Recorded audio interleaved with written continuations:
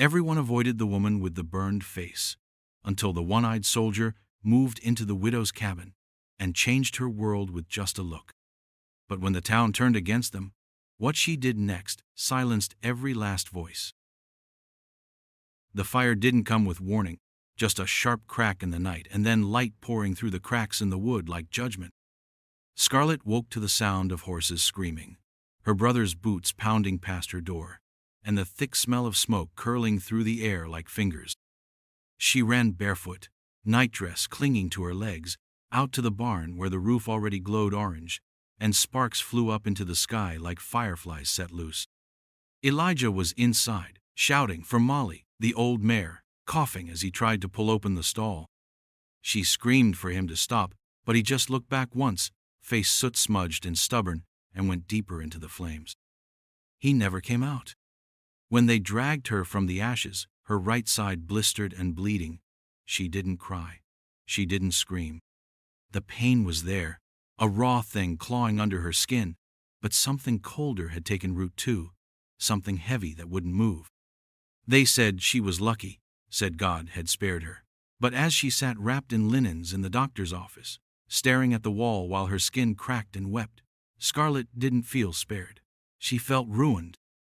After the funeral, people came by less. First the neighbors, then the pastor's wife, then no one.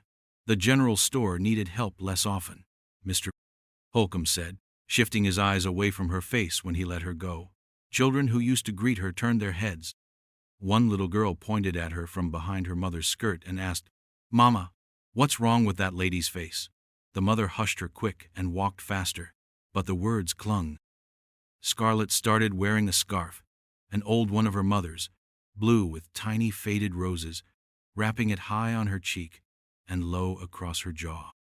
It didn't hide the tight, twisted skin near her eye or the way the burn pulled her smile sideways, but it gave her something to do with her hands when folks stared too long or not at all. She stopped going into the post office, stopped attending Sunday service. The mirror in the bedroom was covered with a rag. She told herself it was for dust. She knew it wasn't. At night, when the wind rose through the trees and the world went still, Scarlett would sit by the window with her brother's old coat draped over her knees. She'd trace the burned edge of her scarf, listen to the creak of branches, and try not to remember the way Elijah's voice sounded when he laughed. The town moved on. She did not. There were days she didn't speak a word. Others where she whispered to the chickens just to prove her voice still worked. The fire had taken more than her brother. It had taken her place in the world, scraped her down to something unrecognizable, and left her behind like cinders in the wind. The man rode into town just after the rain stopped, his horse caked in trail dust, and his coat stained with old travel. He didn't come fast or loud like the cowboys who sometimes passed through on their way to somewhere louder. He came slow, steady, like the road didn't end for him but curved around in quiet loops. Folks watched from porches and behind curtains, eyes sharp with the kind of curiosity born from boredom. He wore a battered hat pulled low, and where one eye should have been, there was only a black patch stretched tight over scarred skin. His limp was subtle but sure, a drag of the right leg that made the stirrup creak when he dismounted. No one greeted him. The saloon door creaked open when he pushed through, and the noise inside dipped for half a second. Then it rose again, though a little stiffer, a little strained. He said nothing, just ordered whiskey in a voice like gravel and sat at the far end of the bar. The barkeep poured with careful hands. A few of the old-timers muttered names behind their hands. Silas Ward, they said. The scout, the one who rode with the 4th until the whole unit got cut down. They said he survived by crawling 3 days through mud and blood with half a map and a hole through his leg. They said he lost his eye in a skirmish, but what he really lost couldn't be seen. Scarlett heard the talk from the back room of the apothecary, where she was wrapping bundles of mint and lavender for drying. The window gave her just enough of a view to see the man when he passed by again, this time leading his horse toward the hill where the widow Greeley's cabin sat empty. She didn't look too close, didn't linger at the glass, but something about the way he walked made her breath hitch, like his body carried stories too heavy to speak. She hadn't expected to see him again so soon, but the next day, he stepped into the shop. His coat was damp from river mist, his boots coated in red dust. He asked for liniment and gauze, voice low, steady, like he didn't expect anyone to care. Scarlett kept her eyes down as she brought the jar from the shelf, the scarf still wrapped tight around her face. But when she turned to hand it to him, he looked right at her. Not through her, not past her, at her. It was only a glance, a moment, but it wasn't pity. It wasn't revulsion either, just a quiet kind of recognition, like he knew what it meant to be seen as less than whole. She ducked her head fast, heart thudding in her chest like a wild thing. He paid without asking her name, didn't comment on her scars, didn't flinch at the sight of her skin. Just took his parcel, nodded once, and walked out into the dust. Scarlett stood there long after the door shut behind him, hands still trembling slightly, and for the first time in weeks, she didn't feel invisible, not healed, not whole, but seen. And somehow, that was more terrifying than being ignored. Scarlett was sorting sprigs of yarrow when she heard the bell above the apothecary door jingle, soft and tired. Her hands stilled. She didn't need to peek to know it was him. The sound of his boots was different, a slow rhythm like someone walking through water, heavy on the left and dragging just a bit on the right. She kept her eyes on her work, tying the stems tight with string, but every nerve in her body knew he was there. Mr. Dobbins was out back unloading crates of camphor bark, so it was Scarlett who had to step forward when the stranger cleared his throat. She grabbed her scarf tighter around her face and moved into the front room, trying not to look up, trying to keep her steps steady. He stood at the counter, tall and still, his dark coat damp at the hem, the brim of his hat shadowing the sharp lines of his jaw. The eye patch was as stark as ever, black against sun-worn skin, and yet he didn't look away from her, didn't blink or shift uncomfortably like most did. "Need poultice," he said, voice rough but even, "for the leg, and whiskey if it's sold here." She nodded once, went to the shelf without speaking. She felt his gaze like heat at her back, not cruel, not curious, just steady. It rattled her. Her fingers fumbled at the glass jar, almost dropped it. When she turned back around, she kept her eyes on the counter, set the items down with quiet care. Her skin prickled under the scarf. "Thank you," he said, slow and sure. It shouldn't have meant anything. Folks said thank you all the time, out of habit, out of manners. But he said it like it mattered, like it was something real. She looked up without meaning to, just a flicker of a glance, and found his one eye meeting hers with a calm that made her stomach twist. He didn't flinch, didn't flick his gaze away from the damaged half of her face. He didn't look at it at all, really, just at her. Her heart kicked. She dropped her gaze again quick and slid the payment box toward him. He placed coins inside without a word, nodded, and turned to go. The door swung open with a groan, let in a gust of dust and early spring wind, and then he was gone, the bell chiming behind him like an afterthought. Scarlett stood still for a long time, hands at her sides, breath too shallow. She moved back to the herb table like sleepwalking, sat down, and stared at the half-tied bundle of yarrow in her lap. The shop was quiet again. Nothing had changed, and yet she felt like something inside her had tilted.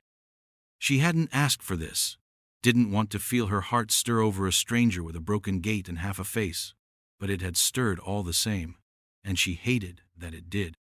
Hated that something in her had dared to wonder what it might feel like to be seen like that again. Not pitied, not feared, just seen. The widow Greeley's cabin had been empty for near a year, ever since her son sent word to fetch her east. Folks said it was falling in on itself, that the roof leaked and the chimney crumbled, but Silas moved in like none of that mattered. He patched the roof with tar paper and pine boards, cleared out the wild ivy curling through the windows, and hung a tin pot over the fire like he meant to stay. No one asked him why he chose that place. No one really asked him anything at all. He kept to himself, mostly.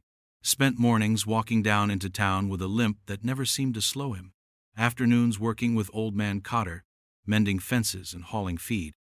The old farmer swore the man barely spoke 10 words a day, But he worked hard, didn't complain, and didn't stare when Cotter's wife forgot where she was and started calling him by her dead brother's name. Scarlett watched from the apothecary window sometimes. Not on purpose, not really, just a glance when the wind blew a certain way, or the bell rang and her heart jumped without meaning to. When Mr. Dobbins asked her to deliver a parcel of medicinal salve and tobacco to the widow's cabin, she said yes before she had time to think it through. Then cursed herself the whole walk up the hill, parcel tucked under one arm, wind tugging at her scarf.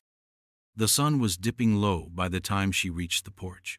Silas sat on a stool near the door, a hunting knife in one hand, a strip of wood in the other. He wasn't whittling anything special, just shaving curls off the edge like it calmed his thoughts. A tin cup sat beside him, steam rising soft into the cool air. When he looked up, he didn't seem surprised to see her, just nodded once, set the knife down slow, and said, "You walk all the way up?" She nodded, held out the parcel.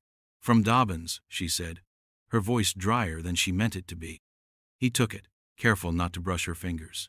"Thank you." She turned to go, already angry with herself for coming. But then he said, "You can sit, if you'd like." She froze, heart kicking up again. He didn't say it like a flirt, not like the men in town who'd grin and think they were being generous. He said it like he meant it, like her company wouldn't be a burden. Still, she shook her head. "Best not," she said.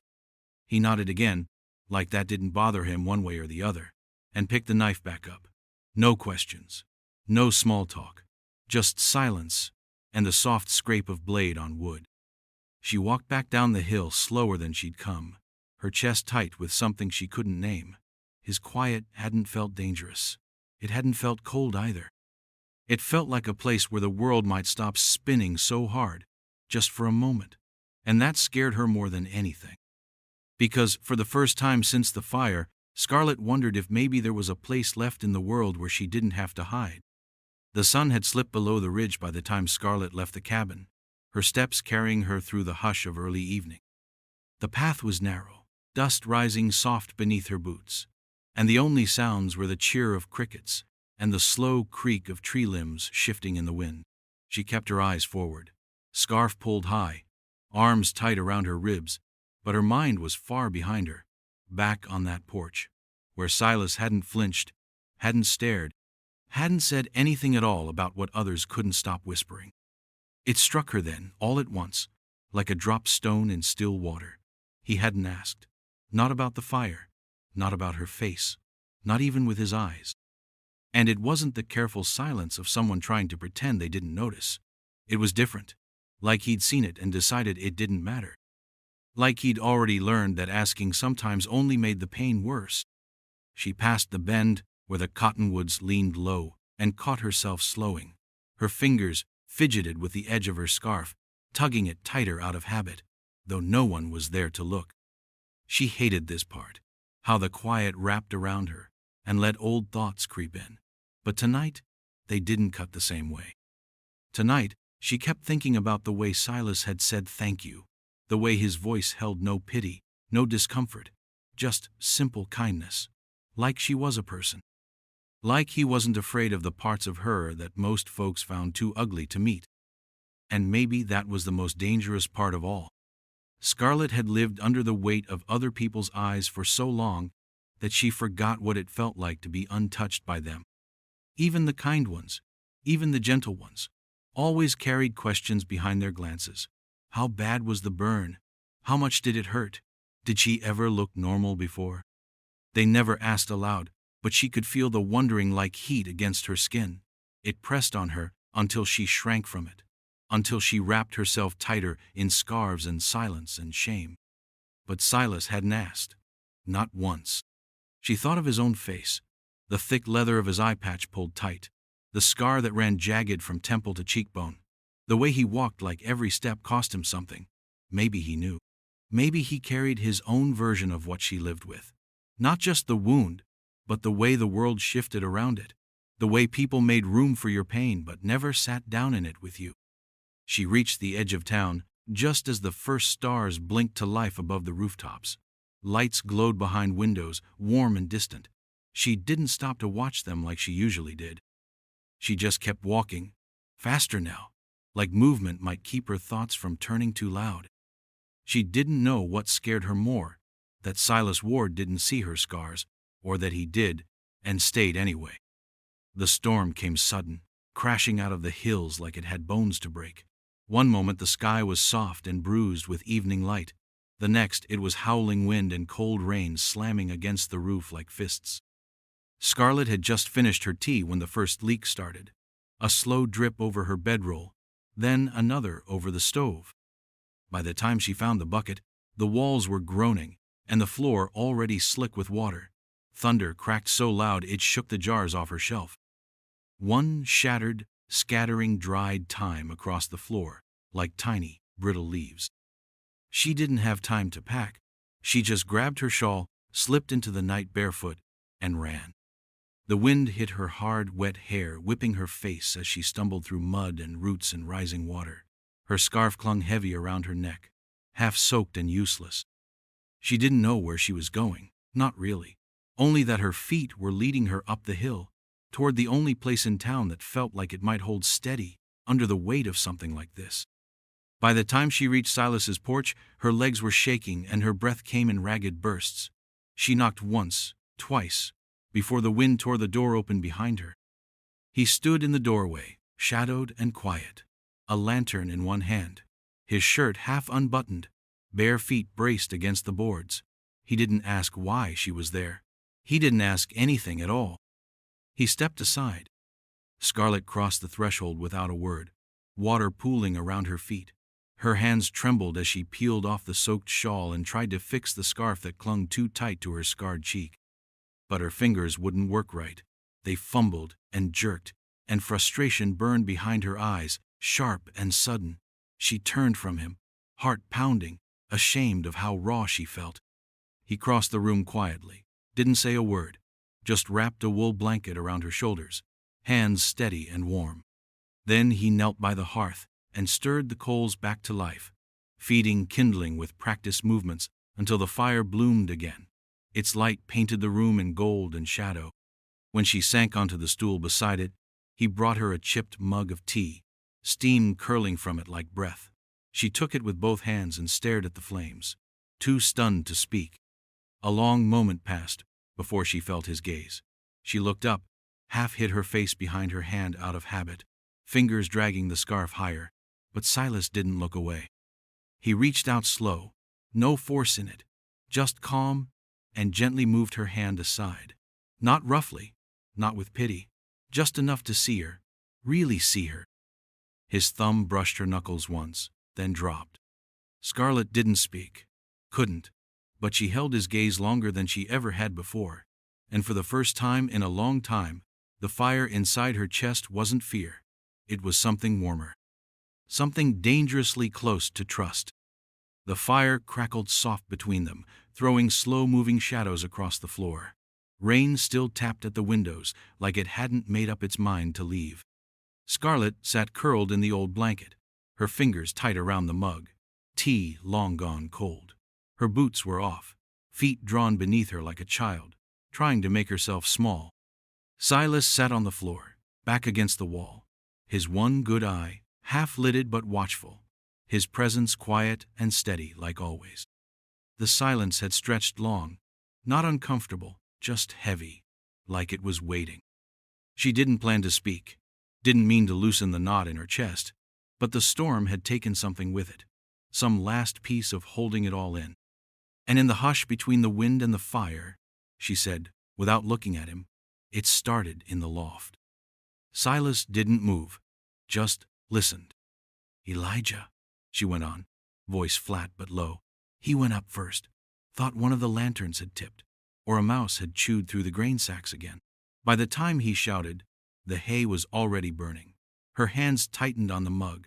I ran outside, screaming for him to get out, but he wouldn't leave the horses. She swallowed. The words were like splinters now, but she let them come. He always loved them more than anything. Said they were family. Said Molly'd carried Pa through 2 winters and she'd carry him through more. He went back for her. The roof collapsed before I could get him out. The fire cracked, loud and sharp. She didn't flinch. I screamed so loud my throat tore, she whispered. Didn't even notice the flames catching my dress until someone dragged me out. I woke up 3 days later with one side of my face blistered raw and folks acting like I'd grown horns. Still, Silas didn't speak. His silence didn't press her for more. It made space. They stopped calling me by name, she said. Started calling me that girl or the one with the burn. Holcomb let me go from the store. Said folks felt uneasy, said it scared children. Preacher looked through me like I wasn't even worth saving. Just a face no one wanted to look at too long. She finally glanced at him then, eyes rimmed with something darker than tears. People don't care how you got broken. They only care that you are. Silas looked at her for a long while, the fire's reflection flickering in his good eye. Then, quietly, he said, War did that to me too. His voice was low, but not soft. Got this eye blown out in Arkansas, took 3 of my men with it. When I came back, my sister wouldn't let her boys sit near me, called me cursed under her breath. People stopped asking how I was. Started talking like I wasn't there. He lifted the mug to his lips, then set it down. Made me someone folks look through. Scarlett breathed, slow and shaky. The blanket slipped from one shoulder, the burn catching the firelight. She didn't pull it up again. In the quiet that followed, they didn't need to say more, because sometimes the ugliest things we carry are not the scars on our skin, but the ones others leave by turning their eyes away. And in that little room, beneath the storm's retreat, they saw each other clear, not broken, not ruined, just real. The days grew softer after the storm, not quiet, not easy, but softer. The air smelled like wet pine and turned warm by noon, and Scarlett found her feet moving up the hill without much thought. The first few times she told herself it was to check on his leg or drop off salve, but after a while she stopped making excuses. She just came, sometimes with bread wrapped in cloth, sometimes with thread and needle, sometimes with nothing but her presence. Silas never asked why. He didn't speak much, never did, but he made space for her. He let her chop onions while he stirred the beans. He handed her his shirt without fuss when the sleeve tore at the elbow. He listened when she explained the difference between feverfew and goldenrod, and let her plant the herbs just under the window where the sun hit longest. His hands weren't good with delicate things, but he tried, and when she caught him rubbing his thigh at night like the pain came back without warning, she pressed lavender oil into the muscle without asking. He didn't flinch, just exhaled and whispered, "That helps." It wasn't a grand kind of peace, the kind in poems or sermons. It was smaller, quieter, something that settled in the way his porch boards no longer creaked when she walked across them, or how her tea always waited steaming by the stove when she arrived. Some days they spoke barely 10 words between them, but her hands stayed busy, and his silence stayed kind, and it was enough. Scarlett stopped wearing the scarf one morning without meaning to. She left in a rush, hands full of bandages, hair still damp, and halfway up the trail realized her face was bare. She almost turned back. Almost. But then she remembered the way Silas never once looked at her like she was something to avoid or fix, so she kept walking. When she reached the cabin, he was on the porch oiling the rifle he rarely touched. He looked up, gave her a nod, said morning, like he didn't notice the difference, but he had. She could feel it. Still, he said nothing about it. He only handed her the tin of bullets to count, and she did, fingers steady, breath held just a little too long. Later, she laughed at something. He'd tried to name one of her herbs and called it cowroot by mistake, and the sound escaped her so freely it startled them both. Silas blinked like he'd forgotten what that sound could feel like. Then a slow grin, lopsided and rare, touched his face. He didn't say anything, just looked at her like maybe that laugh had planted something in the space between them. He never told her she was pretty, never said he liked her eyes or called her brave, but when she showed him how to dry nettle for aching joints, he told her she was smart. When she finished sewing the shoulder seam of his coat, he said it held better than any tailor's work. And when she wiped her hands on her apron and tucked her hair behind her ear, he said nothing at all, but looked at her in a way that didn't ask her to be anything, except what she already was. And for the first time in what felt like years, Scarlett believed that might be enough. It started slow, the way things always do in a small town where folks have more time than kindness. Just a whisper at first, a sideways glance, a pause in conversation when Scarlett passed. Then came the mutters, half-said words dropped like seeds in the dust. Shameless, strange, ruined. She ignored them the best she could, chin lifted, hands busy. But whispers have a way of growing, and soon they bloomed into something heavier. She'd gone with Silas to the Sunday market, basket on her arm, her face bare to the sun.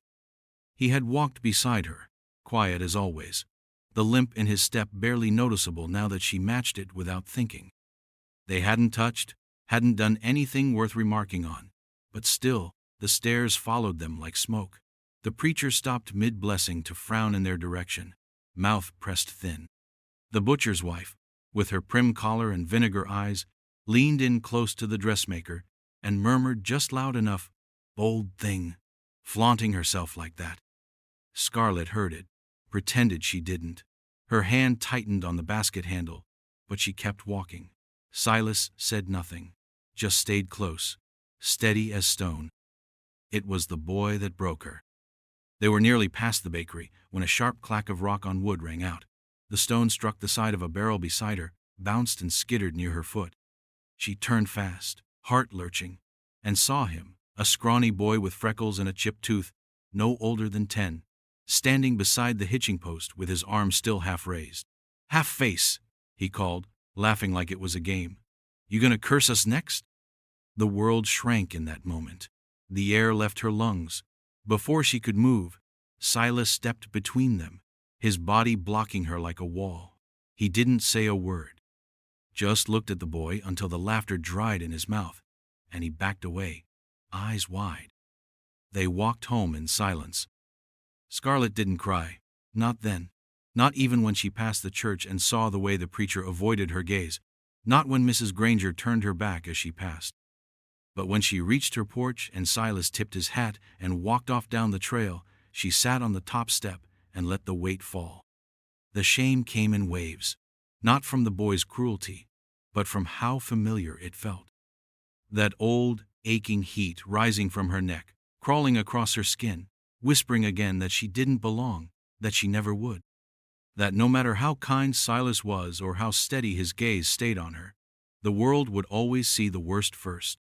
She sat there until the sun dipped low and the shadows grew long. Her hands were clenched in her lap, nails biting into her palms. She hated how deep the words still cut, how even now, after everything, a single stone could make her feel like a monster all over again.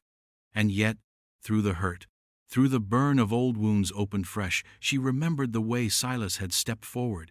No words, no anger, just presence, just shield. And slowly, that memory steadied her breath, not healed her, not yet, but held her upright, while the shame passed like the wind, sharp but temporary. Scarlett didn't mean to find it. She was searching for thread in the drawer by Silas's bedside, looking for the spool he said he kept near his shaving kit, when her fingers brushed something cold and stiff beneath a folded shirt. She pulled it out gently, not sure why her breath caught in her chest before she even saw the image. The tintype was worn around the edges, the corners softened by time, but the picture was still clear. 2 figures, seated close. Silas in uniform, younger, face cleaner but still serious, and beside him, a woman with dark hair pinned up neat, her smile so wide it felt like sunlight pressed into metal. Scarlett stared at it longer than she should have, not with jealousy, not even sorrow, just a kind of wondering ache she couldn't explain. The woman looked real, solid and warm, the kind of person who laughed easy and held your gaze without flinching. There was something in the way she leaned into Silas, something quiet and strong, that told Scarlett they had once shared the kind of closeness that needed no words. She heard the door open behind her and turned fast, heart thudding. Silas stood there with an armful of firewood, his good eye moving from her face to the photograph in her hand. He didn't stiffen or frown, just stepped inside, set the wood down by the hearth, and said, calm as always, her name was Mary. Scarlett placed the tintype back in the drawer, hands careful, throat tight. Silas sat down on the edge of the bed and looked at the wall for a long while. The fire popped once behind them, soft and steady, filling the room with the smell of pine and smoke. He didn't speak again for so long that Scarlett thought maybe he wouldn't. Then he said, she didn't survive my homecoming. His voice was even, but the edges of it were worn thin. I wrote her from every post, promised I'd come back different, promised we'd start fresh. She waited. I know she did. But the man who walked off that train wasn't the one who left her. I couldn't sleep, couldn't sit still, couldn't talk without feeling like I was dragging ghosts behind me. Scarlett stayed where she was, by the drawer, then slowly crossed the room and sat beside him on the bed. Not close enough to touch, but close enough to share the silence. I tried, he said quietly, but some things don't mend the way you hope. She left 2 months later. Her brother found her in the river. His hands were still, his eye fixed on nothing. Scarlett didn't ask what happened between them, didn't ask why Mary had given up, or what Silas blamed himself for. She just sat beside him, letting the grief settle between them like a blanket neither of them had asked for but knew too well. In that quiet, she felt something unspoken braid itself between their losses, hers shaped by fire, his by war, and though the pain was different, the weight of it felt the same. He didn't look at her. She didn't need him to. They just stayed there, side by side, two people with burned pasts and broken edges, finding something almost like comfort in the space where no one had to speak at all. It was late afternoon when it happened, the kind of hour where sunlight slants long and shadows grow sharp. Scarlett had just finished sorting a crate of dried chamomile and stepped out behind the apothecary to toss the scraps. The alley was quiet, the back gate creaking in the breeze, and she didn't notice them at first. Not until the gate slammed shut and she turned to see 4 boys standing in a crooked half-circle, the one from before in the middle, arms crossed, a smirk slicing across his face. "Well, look who's still showing her face," he said, voice full of the kind of cruelty that grows in places too small to hold it. "Should have stayed in the hills with your monster." Scarlett straightened, hands at her sides, heart pounding in her throat. "Move," she said, firm, steady. "Now." But they didn't. The others laughed, shifting closer. Not men, but boys, trying hard to be dangerous. One reached out and tugged the end of her braid. Another spat near her boot. She tried to push past, elbowed the nearest in the ribs, but they grabbed her arms, shoved her against the wall. She kicked, swung, scratched, refused to be small again, but there were too many. One yanked her scarf down. Another grabbed her by the hair. "Want everyone to see what he sees in you?" the freckled one sneered. Then something broke behind them, a voice, low and sharp, not yelling but cutting through the noise like a blade. "Let go!" They turned, too slow. Silas was there, limping fast down the alley, coat still dusty from the trail, jaw clenched tight. The boys laughed. At first, like they didn't believe he was a threat, but then he moved. It wasn't pretty, wasn't clean. He fought like a man who'd been in worse places than this, and survived. His fists were heavy, his limp barely slowing him as he swung hard and sure. One boy went down in seconds, clutching a busted nose. Another staggered back, howling. The leader tried to run, but Silas caught him by the collar and threw him against the wall with enough force to knock the breath from him. Dust rose, mixing with blood and the sharp bite of shame. Then it was over. Scarlett stood, hair wild, cheek bleeding from where she'd hit the brick. Silas didn't touch her, just looked at her, eye flicking from her torn sleeve to the scrape on her brow, and nodded once. She nodded back. The sheriff arrived not long after, called in by the butcher who'd heard the commotion. He looked at the boys curled in the dirt, then at Silas, and frowned like the facts didn't matter much. "You went too far," he said, voice flat. "This ain't your town, Ward." "They cornered her," Scarlett snapped, stepping forward. "They pulled me down." The sheriff didn't look at her. A man like him don't belong here, stirring up trouble. Silas said nothing, just waited, jaw tight, hands still at his sides. "I want you gone by morning," the sheriff said. "No more warnings." And just like that, The peace they'd built was swept away, not by fire this time, but by a town too proud to see its own rot. Scarlett watched them drag the boys off with nothing more than slaps on the wrist. Watched Silas stand tall, unmoving, like a man who'd heard it all before, and for the first time in a long while, she felt something deeper than anger. She felt the burn of injustice settle in her bones like embers, waiting. The sun had only just touched the edge of the horizon when Silas saddled his horse. The light was soft and low, the kind that paints the world in gold before it burns. He moved without sound, careful not to draw attention. The town was still asleep, shutters drawn, streets empty. He didn't leave a note, didn't say goodbye. There was no one to say it to. He had done what they asked, kept quiet, took the blame, and now he was being sent away like a problem too ugly to fix. He tightened the strap on his pack, adjusted the rifle on the saddle, and swung himself up with a grunt.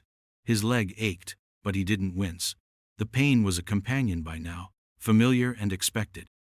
He turned his horse toward the edge of town, toward the hills where the world opened wide and the rules stopped applying.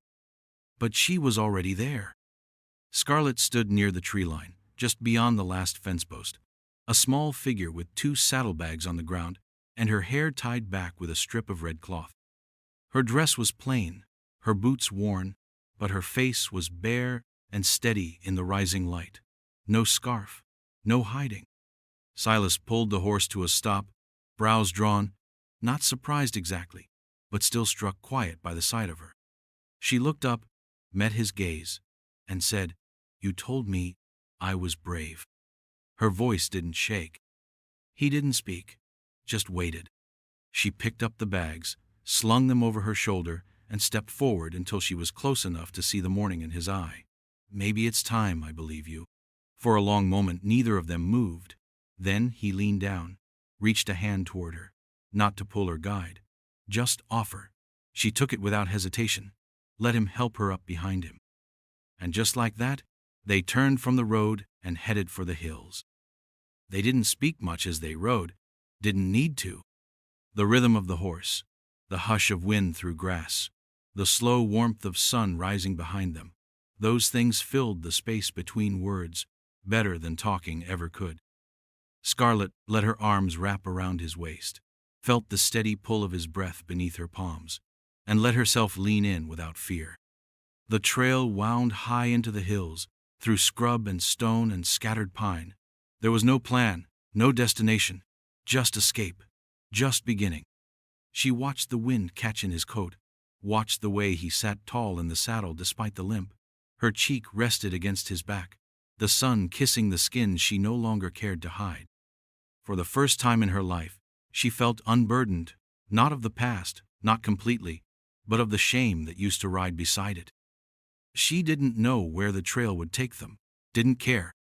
Because in that moment, with the wind in her hair and the man who had seen her, truly seen her, riding beside her into the unknown, Scarlett finally felt like herself.